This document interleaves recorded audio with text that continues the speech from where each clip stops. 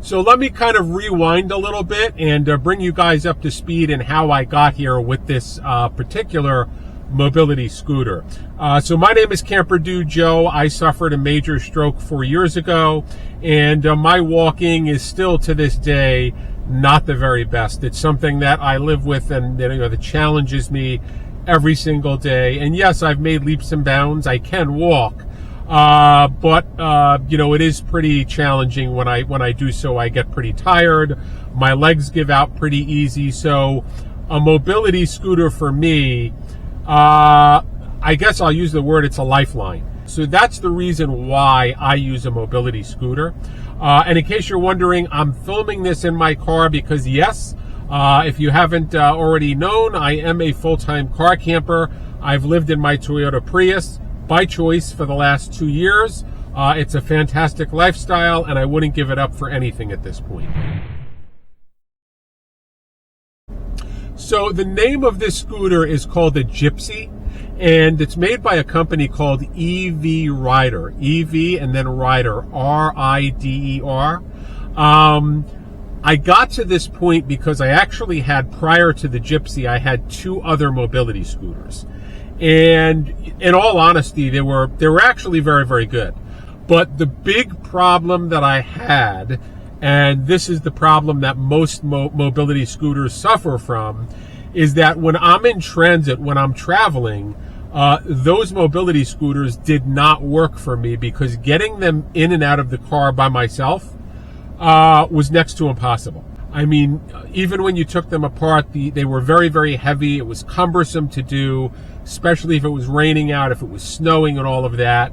And that is the number one problem for most mobility scooters and mobility scooter users, is how do they transport the mobility scooter when they're traveling to a store, to a friend's house, a relative, what have you. And so that's why I got rid of the 2 previous scooters that I had, and I had to look for another option. And after a lot of reviewing and a lot of online searching, I came across the Gypsy. I took a chance on it, and long story short, that's where we are today. So as with anything else in life, there are pros and cons to the Gypsy. But here's the thing, guys, and I am being very, very honest when I tell you this. Again, I've owned this scooter for, 3.5 years now. There really are not that many cons with the Gypsy. It is that phenomenal of a product. I am going to put a screen up at the end listing, the pros and the cons that I'm going to go over here. But I'll give you 2 of the biggest cons right now. Number 1, the Gypsy, because of its smaller size, the recommended weight limit, I should say, for the scooter is up to 220 pounds. Generally speaking, if you're over 220, 230 pounds max, the Gypsy probably is not going to be for you. So that is definitely con number 1 to keep in mind about this scooter.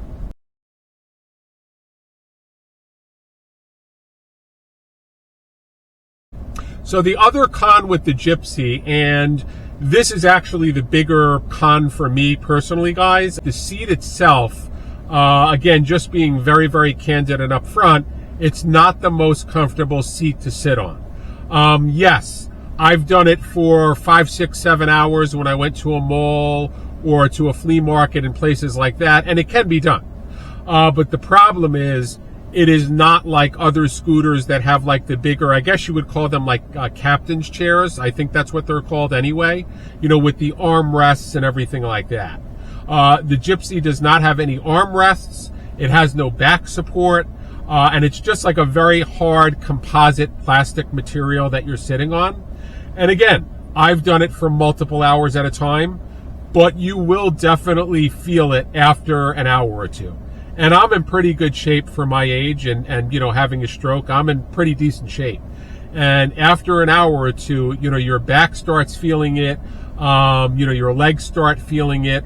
So yeah, I mean, the seat itself that it comes with is not the most comfortable. Okay, so now that the cons are out of the way, and I hope that you guys can appreciate that I put the cons first, because as much as I love the Gypsy, and that's why I'm raving about it here, I don't work for this company. I don't get a commission from them or anything like that. I'm just trying to help, anyone out there that suffers like me from mobility issues or, anything of that nature. If you're disabled, whatever it might be, I just want to help, everybody out there, in possibly using this product because it is that good. The first pro of the Gypsy is that the battery life is absolutely amazing. On a single charge, it takes about 5 to 6 hours. You plug it in the wall, the regular wall outlet. It takes about 5 or 6 hours from empty to charge it fully. On a charge like that, if you're using it here and there a couple of hours a day, you can easily get 5, 6, 7 days, like a full week from a charge on the Gypsy. So the battery life is, to me, absolutely spectacular. Cannot be improved, in my opinion. So the other major pro, and again, that's what the video in the beginning of this segment showed, the other major plus is obviously the portability and the size. Just can't be beat. Again, there are other smaller mobility scooters out there, but none that match the size and the lightweight of the Gypsy. So, me being able to transport this by myself, and that's key. I don't have anyone helping me. I don't have any assistance or anything like that. And as you saw in the video, I'm able to do this easy peasy, no problem. So the portability for me is huge, that I'm able to travel anywhere. I can bring my scooter with me if I go on vacation, on an airplane. And by the way, yes, you can bring these on the airplane. You can bring the battery. It's all rated. They're all good to go. No issues with that. You can bring this on a cruise ship. Many people have done that. So across the board, the portability of the Gypsy is unmatched, and it is just incredible.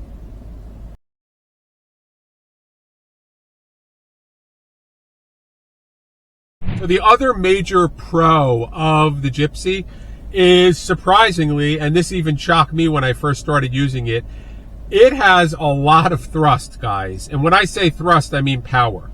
I've gone up some pretty steep hills in the Gypsy, and I have to tell you, it makes them with no problem whatsoever. Now, I'm not going to, lie to you and say, yes, it goes, 50, 60 miles an hour, up a hill. It's not going to happen. But I've never lost power on any type of steep incline or a hill.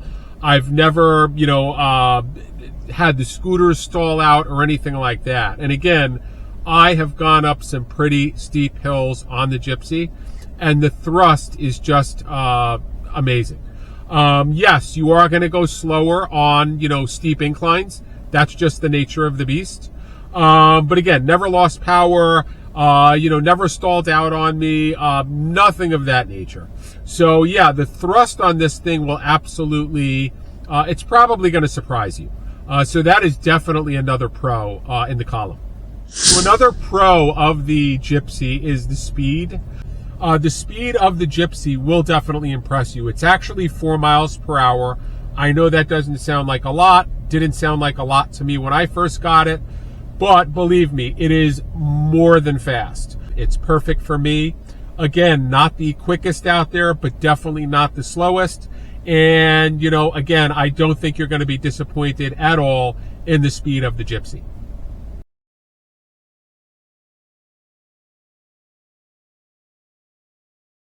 So enough talking for now. Let's do something a little bit more exciting. I'm going to give you guys a little demo of the Gypsy. I'm going to do a little walk around. So let's get to that now. Just a couple of quick tips for you guys. If anybody out there is going to indeed get the Gypsy, the scooter stays 99% of the time. It's now on the rear driver's side seat. And what I did is I just took a regular bath towel, a shower towel from home. I cut a hole in one side and I slipped that over the headrest, and I draped the rest of the towel on the seat, as you could see. And that way I rest the scooter up against this towel, just because, you're driving it through, rain and snow and mud and dirt. And you obviously don't want, all of that crap to, go off on the seat and mess everything up. So yeah, the towel is good protection. Also, more important by far is when the scooter is resting in this position. Let's say I'm driving on the highway or wherever it might be. If I ever stop short, and it has happened a couple of times prior to me coming up with this little workaround here, obviously the scooter is going to lunge forward, which is not good. So I just went to Five Below. You can get these anywhere. Kmart, I don't think Kmart's in business anymore, but Walmart, Amazon, and I just got a pack of these resistance bands that you would use to work out. And they're basically big rubber bands, or what they are. And I just draped one of them around the headrest here, and then the other end on this bar here, the foot bar, where your feet go on the Gypsy, I just wrap the other end of the resistance band around this bar, and that way if I am ever driving, again, which has happened before, and this scooter comes forward, you could see it, the resistance band just prevents it from, flying forward and hitting my seat and something like that. So yeah, just a couple of quick tips for you guys. So that right there is the key. I know it doesn't look like a key, but that is the key for the scooter, guys, and I will show you what it looks like once it's inside. It's just a piece of plastic there, the plastic, black plastic knob on the top there, and that little metal prong, if you will, that goes into this little hole right here. So you just stick that that key in that hole, and that turns on the scooter. So as you guys can see, the key is now in there. It's right here in that little hole. The scooter is on. I don't know how well you guys can see it in the light, but there is a, this is pretty convenient how they do this. There is a, I guess a bar, if you will, or a graph with different colored lights, and it goes all the way to green, and then after green is orange, and then after orange is red. So if you start getting down into the lower segments of orange or even red, you obviously know it's time to charge your scooter. So that's pretty nifty that they do it that way. Very helpful. This here, very important, guys, this little rocker switch here, this one right here, that is a forward and reverse switch. Pretty simple. This in the middle, this dial here, if you could see that, there's a turtle icon on the left, and there's a rabbit icon on the right. That is your speed control. But depending upon your speed preferences, you would just turn that and set it to wherever you want. I normally leave it on the rabbit, which is the fastest, just because this thing is pretty zippy. It's pretty, quick. That's just my preference, but you can set it to whatever you like. By the way, I forgot to mention this, but this is a very important safety feature that EV Rider includes with the Gypsy, which I think is pretty cool. So as you can see here, again, I have my key in the scooter. And if you're ever done riding your scooter for the day and you pack it away in your car, or you bring it into your house, what happens, and I've done this many, many times because I'm a little boneheaded, I will forget to take the key out, after, before I unfold it. And that means the scooter is on and it's draining the battery. At least you would think so. However, that is not the case. What EV Rider did, and this is pretty smart on their part, if you accidentally leave the key in the scooter and, you're not using it, there's a timer, I guess, in here. If the scooter is not in operation, meaning it's not being moved at all, I don't know what the timer is exactly. It might be 5 or 10 minutes, but it's something like that. If there's no movement detected on the scooter and the key is inside, it basically shuts down the battery. So the battery is not being used, it's not going to run down, and you're not going to wake up the next day or Use the scooter the next time, and you're going to be surprised with a dead battery. So that is a great safety function that EV Rider included. This here is the throttle for the Gypsy, guys. Now, I don't know if the new Gypsies are different. I really don't have any idea. They might have ones where the throttle is on the left side, but on my model here, the throttle is on the right side. And that's not so great for me because my stroke was on my right side, so my hand on my right side is not as dependable as the left side. So I make do just because, repetition and practice, I've gotten pretty good at using the throttle, with my right hand. This can be moved. You see there's a little screw down there, and you could take it out and you could probably move it on the other side, but the problem is, if you see that wire there, that wire goes into the housing, the control head housing on this side. So even if you were to take that little bolt out and move this to the other side, which would be pretty simple, you're not going to have enough slack on this wire here to move it to this side. So that could be an issue if anybody, tries to move this throttle to the other side. But what you might want to do is you might want to contact the manufacturer and see if they have any models that have a left-sided throttle if you do need one. Or sometimes the dealer might be able to switch it over. I know some of them do that. That's a pretty popular modification. But yeah, that's the throttle. Again, this is my Gypsy, the older model Gypsy. The throttle is on the right side. But if you had a stroke or you have some other type of disability, you might want to check with the dealer or the manufacturer what you will be getting with your particular model ahead of purchasing it. Now, the battery for the Gypsy is located under this here. This is a panel that can be lifted up. All you have to do, these are in the lock position now, but there's two dials here. You would just put them click them into the blue here, on the color, and that unlocks the locking mechanisms. And then you would just literally lift this panel up, and the battery is underneath there. So you could take the battery out, take it in your house, take it into a store, wherever you'd like to charge the battery, you can do that. Or, and this is important, guys, there's a secondary way you could charge the battery without taking it out, and that is this little cover here, which I just opened right here. It just swings open. There's a little port there for the charger. I think it's a 4-pin charger. And so you don't have to take the battery out at all. What I normally do, 99% of the time, I just take the charger, I plug it in there, and that way I'm good to go. I don't have to open this door and take out the battery, etc., because the battery is pretty heavy. But then this door here, let me shut it. So that door, that little port door there is now closed, and you are good to go.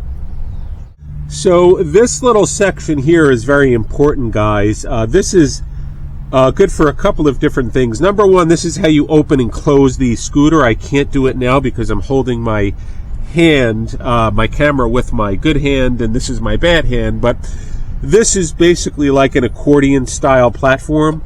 So if you could see this little yellow tab here, literally you just stick your finger up underneath that. It's very, very easy to do, as you saw in the beginning of the video. You would pull that up, and then this accordion's back, it just moves everything back. And that's one of the 3 procedures to close the scooter. This is the other one here. You would pull this knob, that lowers the handle stem. And then the seat, you could see that, but it has a little yellow knob in the back. You would just pull that, and that lowers the seat down. So that is pretty much the operation. I love having this little platform here because when it's opened and I'm in a store or something, I don't have a basket on this thing. You can buy them, but I don't have a basket. But I just, I can keep a gallon of milk on here or a couple of bags of, chips or something. So you can store a couple of things in here if you're ever in a store. It's a great little platform to do that. And by the way, regarding the platform, you can keep your feet on here when you're driving. It comes down to a personal preference. I think I look a little goofy when I do that. Sometimes I do that. But you could also keep your feet planted on here as well. So that is the deal on that. Okay, so this here is the infamous seat, as I pointed out in the video. And as you can see here, like I said, it's just a very hard plastic, and it's not the biggest of seats either. So, you know, again, if you're doing things for a very short duration in time, you know, going shopping in the supermarket or the post office, you know, anything up to maybe an hour or two, you'll be more than fine on the Gypsy. And if you are going to be doing things that are multi hours or even the whole day, again, you can do it no problem on this scooter. It is fantastic, but just know that, you know, again, as you can see, there's no back support, no armrest, nothing at all. So, you know, your back might start feeling it and all of that, and it is not the most comfortable after a couple of hours. But again, it definitely can be done.